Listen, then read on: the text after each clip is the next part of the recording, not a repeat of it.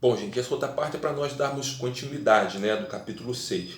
Essa parte que eu vou falar, eu falei um pouquinho, se não me engano, na aula passada, da aparência, né? O pastor precisa cuidar da sua aparência, isso é muito importante e tal, e também da sua saúde.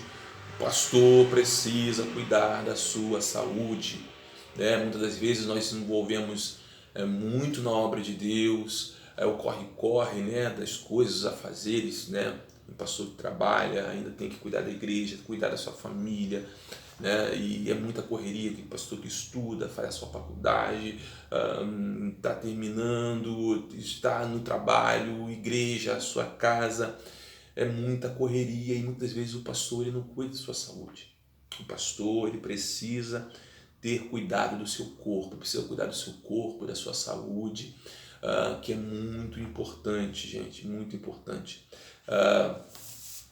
É muito desgaste, né, que o pastor tem, às vezes é muitas coisas que ele absorve, né, muitos problemas, né, que ele precisa, né, ajudar os membros.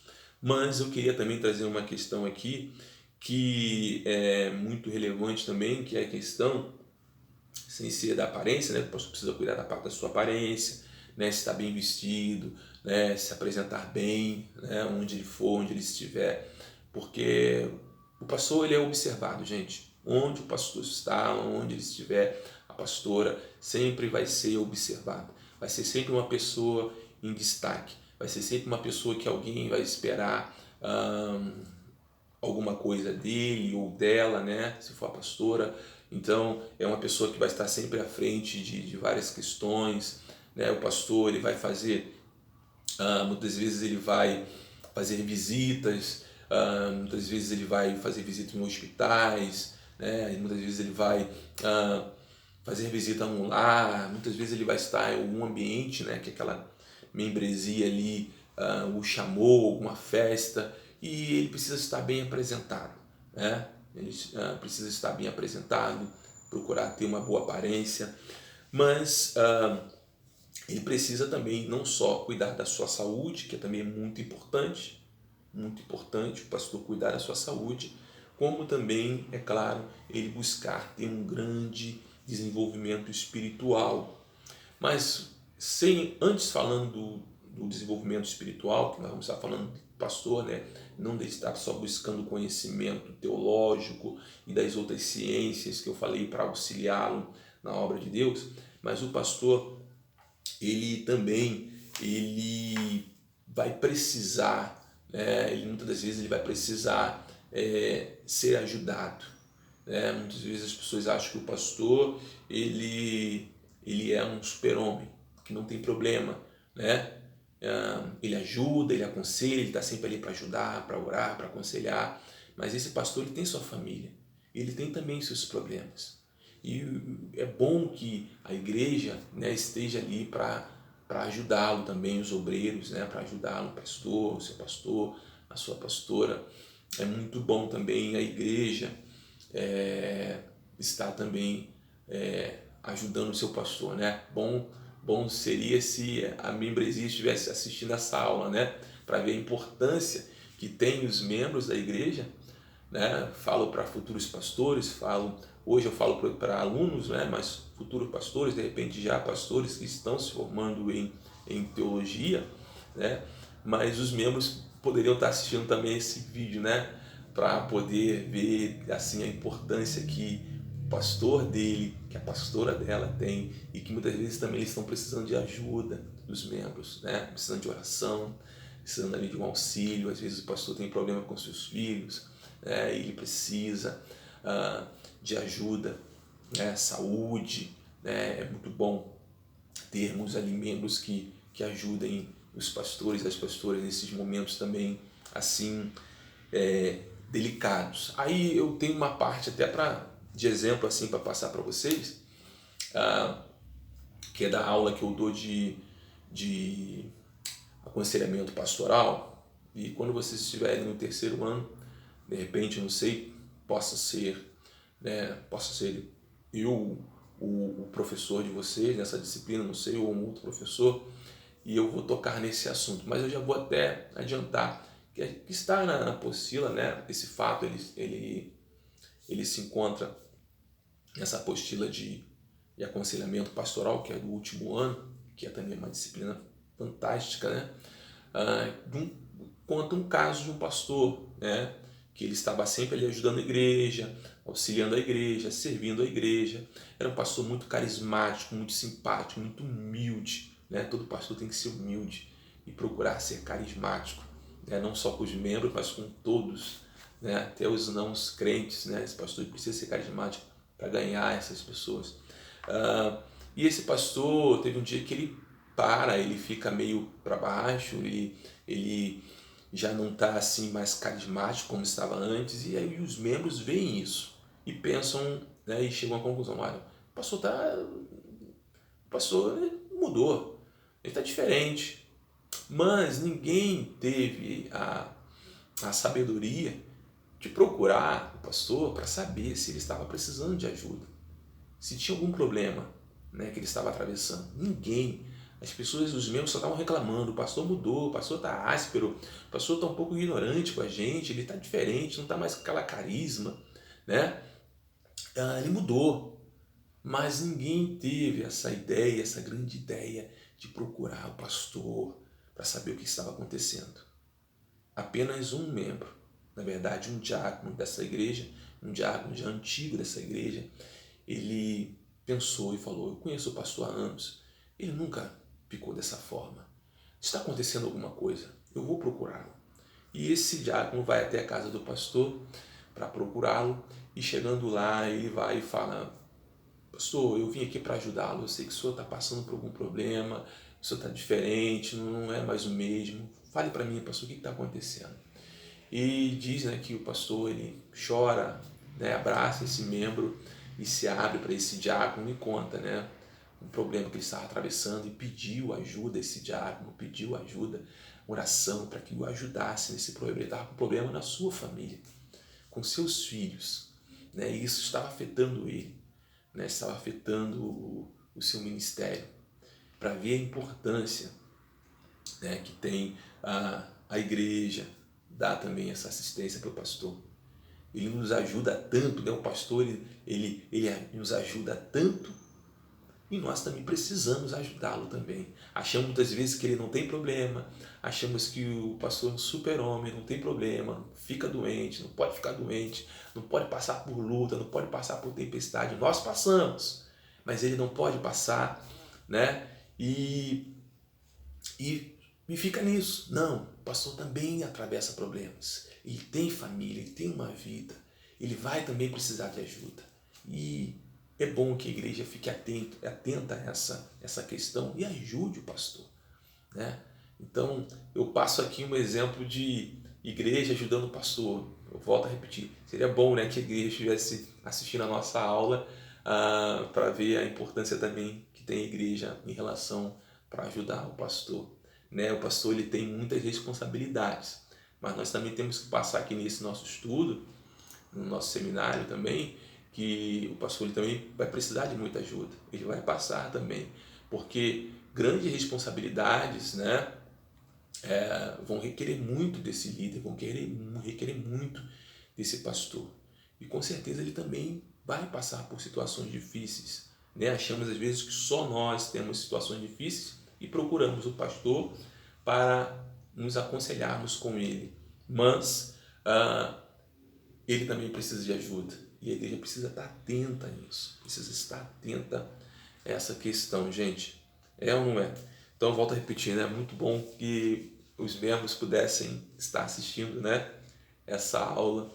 Mas é bom que vocês já passam lá também para os irmãos da igreja de vocês, né, essa importância de dar atenção, de dar a assistência para o pastor ou a pastora, né, que eles também têm família, eles também têm problema, eles também são seres humanos, né, como todos nós. Deixa eu ver aqui mais o que.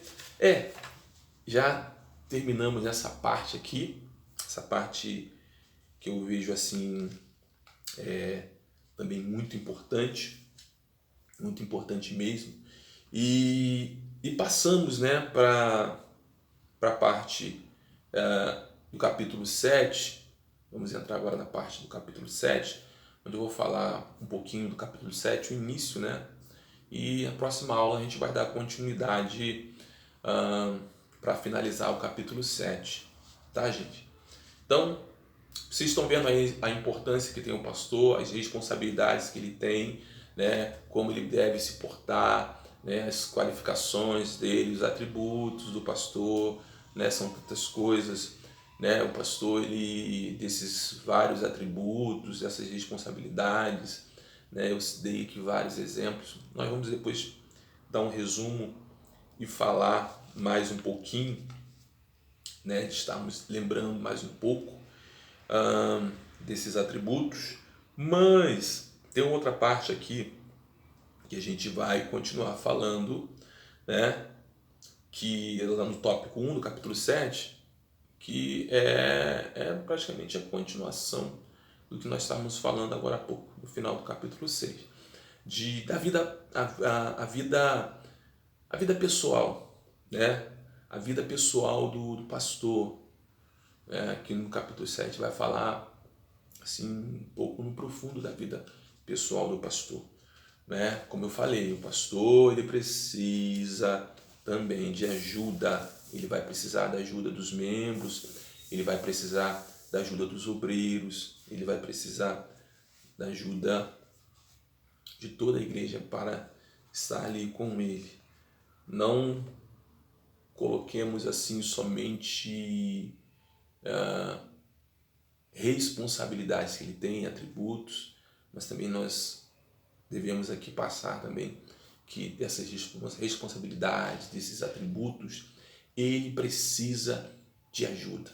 O pastor, ele vai precisar de ajuda. E o apóstolo Paulo, gente, ele deixa isso muito claro, né? Em questão tanto de Tito como de Timóteo. Ele sabia que ele poderia contar com Timóteo e sabia que poderia contar com Tito. O apóstolo Paulo precisava de ajuda. Muitas vezes ele estava preso nas suas cartas, as cartas da prisão, né? São cartas da prisão, onde Paulo ele escreve cartas e envia para Tito, envia para Timóteo. Essas cartas que ele se encontrava preso, ele escreve, e uma delas que ele escreve para a igreja de Filipenses, né? E nessa carta que ele escreve para a igreja de Filipenses, ele procura passar para essa igreja alegria, ânimo, né? E ele chega a citar os seus obreiros, ele fala de Timóteo, ele fala da importância de Tito, né? Epafrodito, essas pessoas, esses obreiros que ele tinha preparado para levar a palavra. Ele passa essa importância que eles tinham, né? E eles também precisariam cuidar também de suas vidas, não só da obra, mas também de suas vidas. E agora a gente vai falar de uma parte aqui também muito importante da vida do pastor. Nós falamos aqui pastor, a sua esposa, o pastor e o seu esposo, né? Quer dizer, a pastora da igreja e o esposo dela não é o pastor, né? E falar da esposa, falar do esposo, a gente acaba falando de casamento, né? E a gente vai falar um pouquinho do casamento desse pastor, dessa pastora, da cerimônia, né? de ser realizado, né? Esse casamento, né? O pastor, muitas das vezes, ele já vai dirigir uma igreja já como casado, ou às vezes, né, ele vai dirigir uma igreja e solteiro, e ele ali logo se casa. Tem essas duas questões, né? Aquele que muitas vezes o pastor ele já é levantado ali para aquela igreja, e ele é levantado, vamos colocar, como noivo ainda, né? E ali ele vai e se casa na igreja, já fica ali ele e a esposa na igreja, né? Mas Paulo, ele quer deixar também uma questão aqui ele passa uma questão muito interessante, né? A respeito do casamento, né? Desse pastor, né? Dessa dessa comunhão, né, que ele precisa ter do matrimônio, né, que é realizado, e como é visto, né, esse pastor perante a igreja, perante a sociedade em relação ao seu casamento, né, em relação à realização do seu casamento. E Paulo ele deixa claro, né, ele passa isso da questão dele, né, em relação a ele também, que ele preferiu não se casar e foi fazer a obra, né, a si mesmo, como um missionário. Mas ele fala em suas cartas, né, que ele escreve,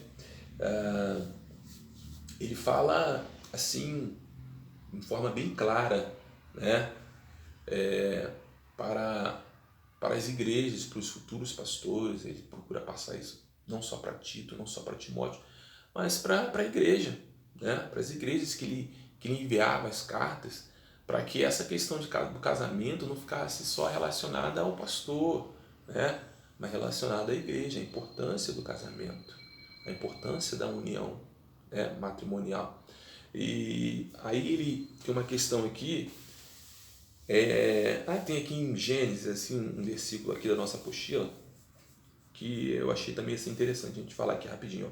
Não é bom que o homem esteja só, falhei uma auxiliadora que seja idônea, né? Então aqui já em Gênesis fala a importância, né, para que o homem não esteja só, que ele tenha uma esposa, que ele tenha uma companheira, uma ajudadora, uma auxiliadora para estar ali do lado dele, né?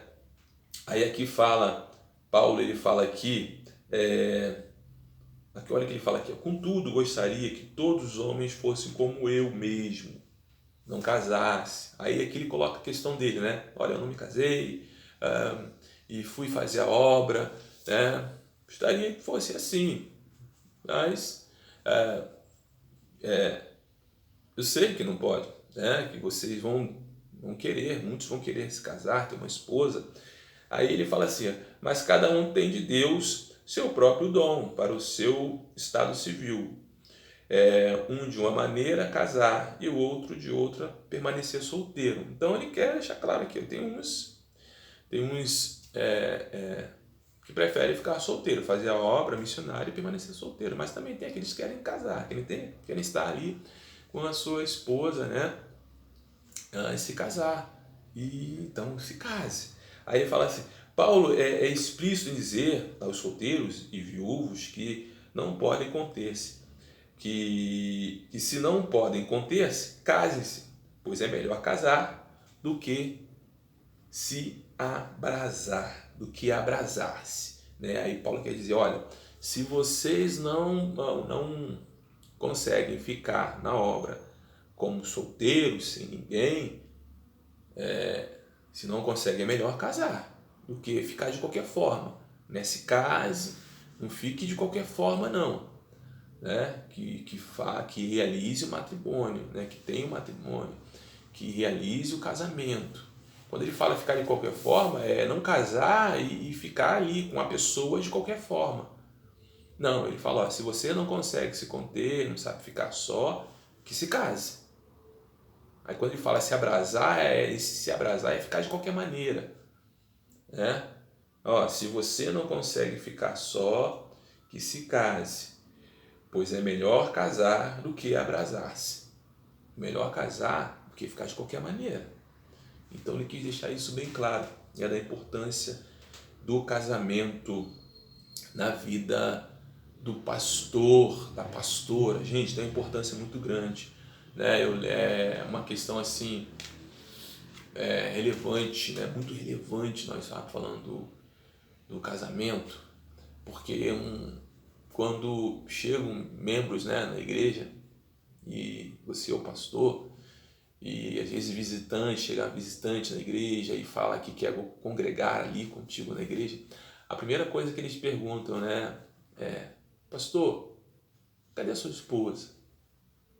Nós queremos conhecê-la, né? Não é isso? Que essas pessoas quando chegam, né, na igreja e falam: olha, nós gostamos da igreja, a gente está pensando em congregar aqui. E, pastor, a gente queria conhecer a sua esposa, cadê a sua esposa? E assim também quando é a pastora da igreja, né? A pastora ali, titular da igreja, e o esposo dela, ela é casada, mas o esposo dela não é pastor. Aí as pessoas perguntam, pastora, a senhora é a pastora aqui da igreja? Eu sou, tal, gostamos da igreja, queremos congregar. E cadê seu esposo? Né? Não é isso que eles perguntam? Então, para ver a importância, gente, a importância, né, do casamento, que o pastor seja casado, ele tem ali a sua esposa, né, e é fundamental, importante, é de uma importância muito grande, conta muito quando essa esposa está ali do lado do seu esposo, ajudando ele na obra. Isso é muito importante. E as pessoas observam muito isso, né? E é muito importante, porque para nós até aconselharmos, né, essas pessoas, aconselharmos um casal, se nós não estamos ali muitas vezes sem a nossa esposa, às vezes o pastor ele não é casado, né? Fica complicado para aconselhar um casal. Então a gente vê essa importância do pastor ele ter a sua companheira, dele ser casado, né? Ter a sua companheira, a pastora ser casada, ter o seu companheiro ali, né? Mesmo que ele não seja, que ele não esteja ali envolvido, né? Totalmente na obra, né? Às vezes a esposa é a pastora da igreja e o esposo dela é até convertido, mas não é totalmente envolvido na obra, né? Mas aí ela passa, ela explica a situação dela, né? E isso é muito observado perante tanto os da igreja, a membresia da igreja, os obreiros da igreja, como também os de fora, observam muito isso, né? Mas que esse casamento ele venha a ser com amor, essa realização desse casamento venha a ser com amor, não é você falar, eu tenho que me casar logo porque eu vou dirigir uma igreja, eu tenho que arrumar uma companheira, um companheiro para me casar logo porque eu quero dirigir uma igreja. Não, você precisa observar, você precisa amar essa pessoa, não pode ser nada corrido, não pode ser nada apressado, tem que ser tudo no seu tempo determinado, tudo tem seu tempo determinado, e não tem que ser não, eu tenho que me casar porque senão eu não vou conseguir dirigir uma igreja, porque eu tenho que me casar com qualquer pessoa para poder dirigir uma igreja. Não, tudo tem seu tempo, tem que ser com amor, escolher a pessoa que você, né, quer conviver, que você ama, que você goste dela, né? Fundamental, é imprescindível, gente, que venha existir o amor entre o pastor e essa sua futura esposa, entre a pastora e esse seu futuro esposo. Então a gente vai observando, vendo a importância, né, do pastor e da pastora serem casados perante a igreja, perante a sociedade, a importância desse ato, né? A importância também fundamental que exista amor entre o pastor e a sua esposa, entre a sua esposa e esse pastor. É fundamental esse amor.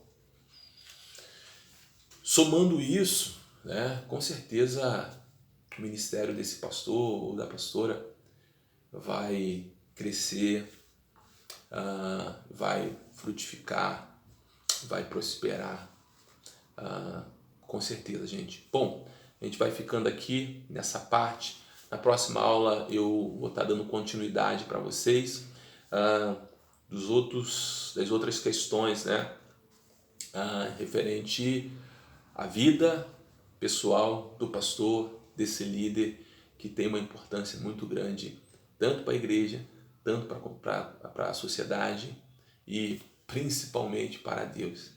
Ele é muito importante para Deus. Ele é um servo de Deus. Bom, gente, até a próxima aula. Fique com Deus aí.